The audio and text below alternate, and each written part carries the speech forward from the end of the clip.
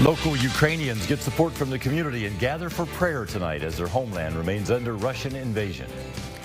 Plus, President Biden announcing his first nomination to the Supreme Court today. Hear from the president on his historic pick. We're calm and cold tonight with mainly dry skies and warmer temperatures ahead for the weekend. More on that forecast ahead coming up. Live from Lexington, our home, your news. This is Fox 56 News at 6:30. Good evening, I'm Marvin Bartlett. And I'm Imani Payne. A war half a world away having an impact here in Kentucky tonight. Fox 56's Danielle Miskell live tonight at the Ukrainian Pentecostal Church in Jessamine County. They're hosting a prayer vigil as Russian forces continue to move across Ukraine. Danielle. Yes, this prayer service just ended about Marvin. Imani, back to you. Danielle, thank you. The Biden administration announcing today that it will freeze personal assets of President Vladimir Putin and Russia's foreign minister. The European Union also approved a similar freeze against the two. British Prime Minister Boris Johnson says Britain will also impose sanctions against them as well. It's unclear how the sanctions will impact Putin, but this is being seen as another warning that he could emerge as an international pariah if he does not end the invasion of Ukraine. Meantime, we're learning of a possible motive in this shooting based on a statement from the suspect's mother. Katie Gilday wrote on Facebook that she is, quote, greatly saddened for the Morgan family, friends, and loved ones for the pain and suffering it is believed by the police that my son has caused them. She went on to call the event a terrible tragedy and said her son, Shannon Gilday, has not been of sound mind the past couple of weeks and that her efforts to get him treatment failed. She also said her son believed that nuclear war is imminent, saying he talked about building a bunker and even believed he was being followed by the CIA. State police say Shannon Gilday broke into the Madison County home of former lawmaker Wesley Morgan Tuesday morning, wounding him and killing his daughter. The $6.5 million home contains an underground bunker that was pictured in real estate listings. Shannon Gilday has not yet been located. Well, the rain this week has finally come to an end, and it sounds like warmer days are ahead. Our chief meteorologist Chris Johnson joins us now, tracking a dry weekend, right, Chris? Yeah, guys, some good news in the forecast. Most of us will be staying on the dry side. Thank you.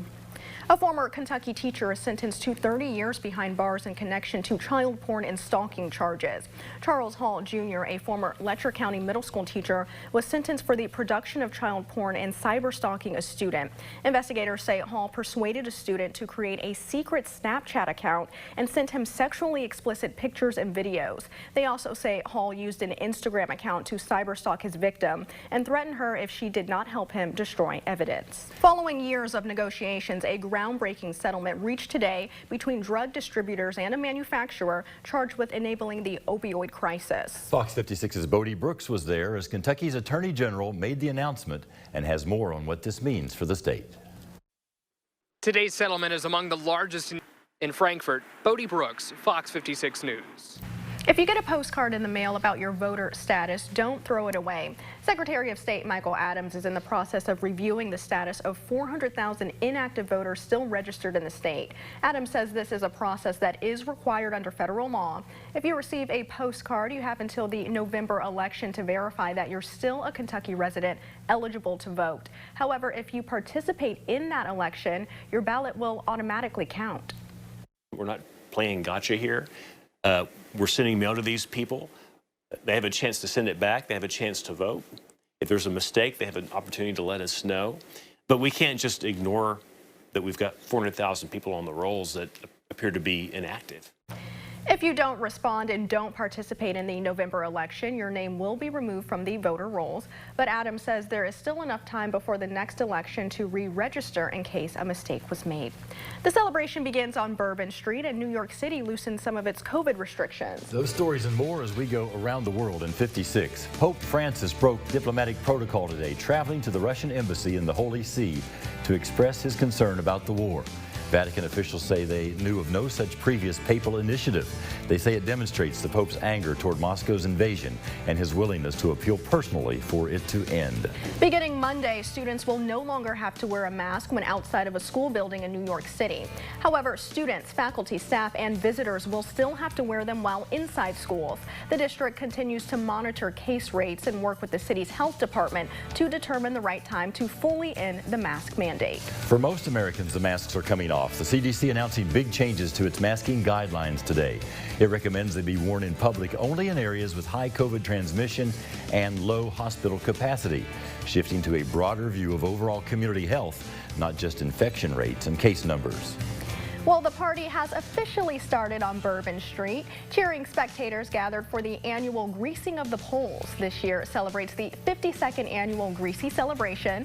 The tradition began as a way for the building to keep overzealous attendees from climbing up the poles to the hotel's balcony. That should work.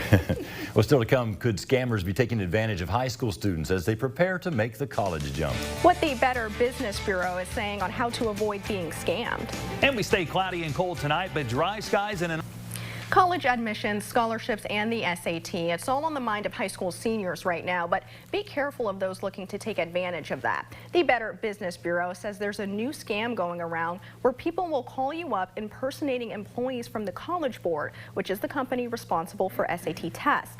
But there are some ways you can stay protected. You'll want to double check with your child to see if they know the person calling. And remember, College Boards will never ask for your credit or bank information. Getting that great SAT score can be the thing that puts you over the top, and preparing for that properly can go a long way in getting you where you want to be. Con artists know this, and they may reach out to you with all sorts of promises of excellent prep materials and training to help you get the score you want. And all you end up with is losing your money and some personal information. You can always use the Better Business Bureau Scam Tracker to stay protected.